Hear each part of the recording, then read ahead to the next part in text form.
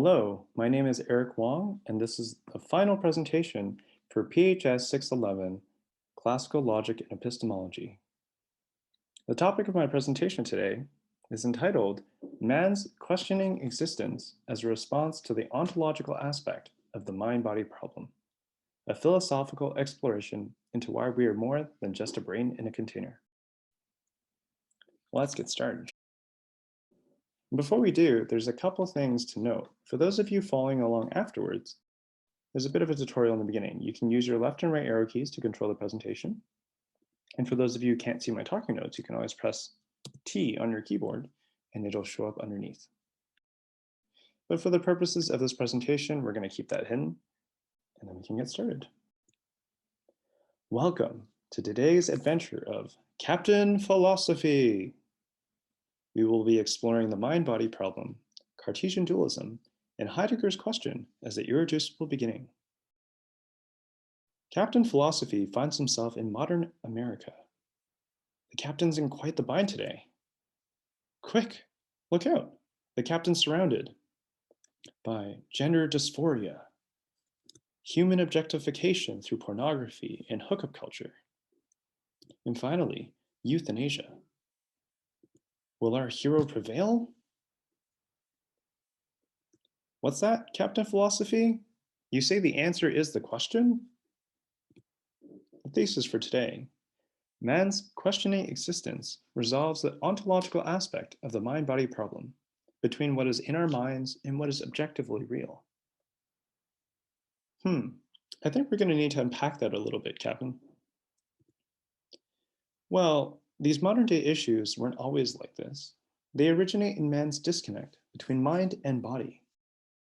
How can mind know what or who he is, or even that he is? And these issues are merely the logical consequences stemming from the infamous mind-body problem.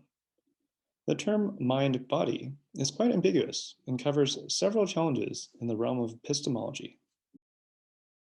The Stanford Encyclopedia of Philosophy has a great definition. What is the relationship between mind and body?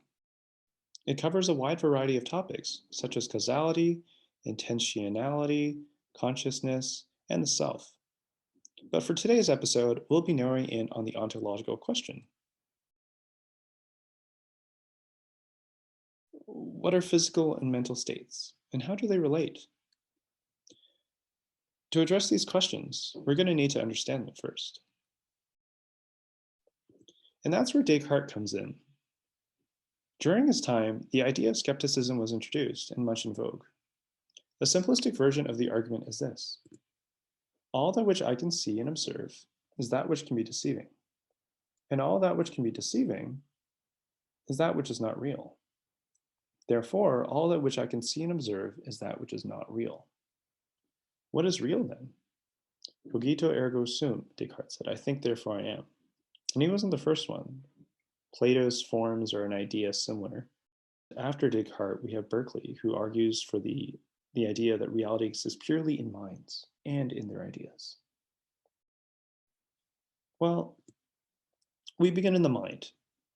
It is here that we encounter our first challenge. Modern culture suggests that our mind is not our body. And if that is so, it doesn't matter what happens to our body. We can be different genders, species, anything that we can think of. Is all that we know in our minds only? Do we have a body? Well, skepticism surely seems to support that idea of a mind-only reality. Well, what about the body-only reality? Such an idea is actually a subset of a larger epistemological view called physicalism. Simply put, it claims that the world is entirely physical. At first blush, this idea may seem absurd. After all, how can we deny our consciousness and experiences? All that which is real is that which is composed of my sense experiences and thoughts. And all that which is composed of my sense experiences and thoughts is a collection of neurochemicals in my brain. And all collection of neurochemicals in my brain is that which is physical.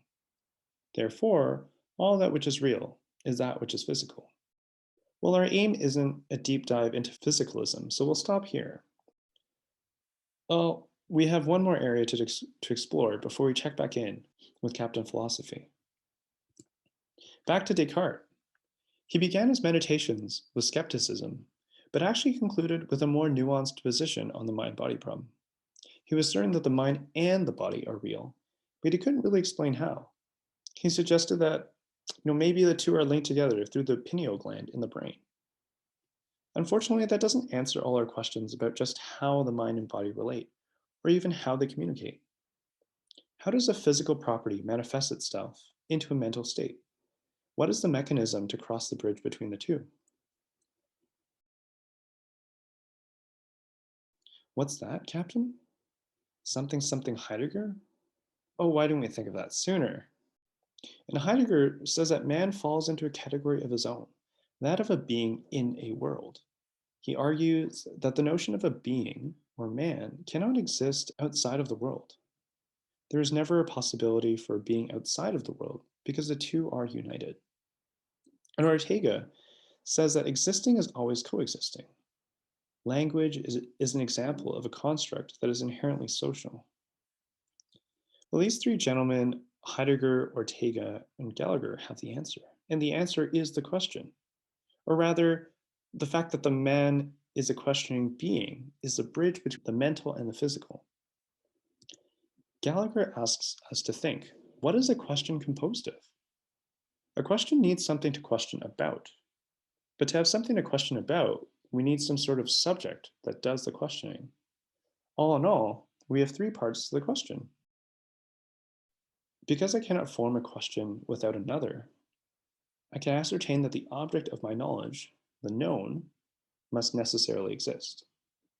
And because I'm able to form a question, I know that I, myself, the world of thought and mental states, must exist. And finally, through the question, I know that both mental and physical states must necessarily exist. And where does the question come from? Well, it comes inherently from man. Man is a questioning being.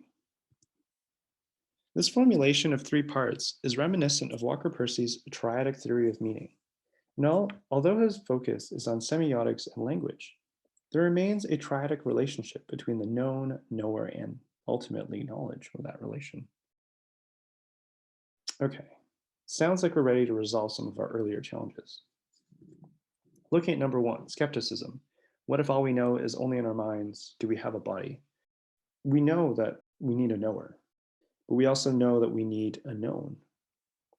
Even if we question whether or not we exist, that implies that there is something out there which must be different. And if my existence was all there ever was in a particular universe, I would never question the other because there couldn't be one. Even Descartes, in Meditations, uses the idea of a deceiving God to represent some sort of other to compare with himself. For physicalism, what if there is no mind and only body? The questioning existence of man cannot be answered by the known in isolation. A body doesn't question. It is a bag of meat. Bags of meat do not wonder or have questions, and our own personal experiences and subjectivity do not agree with the idea of physicalism. As we can see in epistemology, we need all three actors of the question to arrive at knowledge. And we need the known, the knower, and the relationship by which we come to know. We go back to our third question. Well, if both mind and body are real, how are they connected? And that really is the million-dollar question. Heidegger, Ortega, and Marcel suggest that we are beings by participation. The melding of mind and body are inherent in what it means to be a being in the world. And in Aristotle's work, he says that all living beings are hylomorphic, that is, a combination of matter and form. This combination is so tightly blended together that it becomes one entity, and that is man, as body and soul. Man is not matter, the body, nor form, just the mind or the soul, alone, but it's joining together into this one living and breathing man in the world, in time. Well, after this detour, it sounds like the captain's almost finished up. Let's check back in with him. When we resolve all this confusion around the ontological reality of the mind-body problem, a lot of these modern-day challenges go away. For example, gender dysphoria. You have a physical manifestation of your sex. Your body and your mind are blended together in one being, and you cannot possibly be a different gender from your biology. And with regards to pornography and hookup culture, good riddance. We are human beings with both a body and a mind together, and there means that meaningless sex affects your entire being. You cannot be casual about your body or those of others because every person is a real person and not merely a bag of flesh. And lastly, for euthanasia, although people may have physical or mental deficiencies, that doesn't lessen who they are as a person. And all people are both mind and body, and not merely one or the other. We cannot, in good conscience, allow or permit euthanasia. Well, in conclusion, modern day society struggles to articulate their thoughts around the mind body problem. People know intuitively that the mind and the body are linked, but it's our current state of affairs that mainstream media would have us gloss over all the implicit and false assumptions so that they can argue for any philosophy that will suit their ends. But our very questioning existence as man proves how wrong the modern culture and understanding really is. We question and can know with certainty that we are more than just a mind-body divide. In fact, we're doing it right now. That's all the time we have for this week's episode. See you all next time on Captain Philosophy.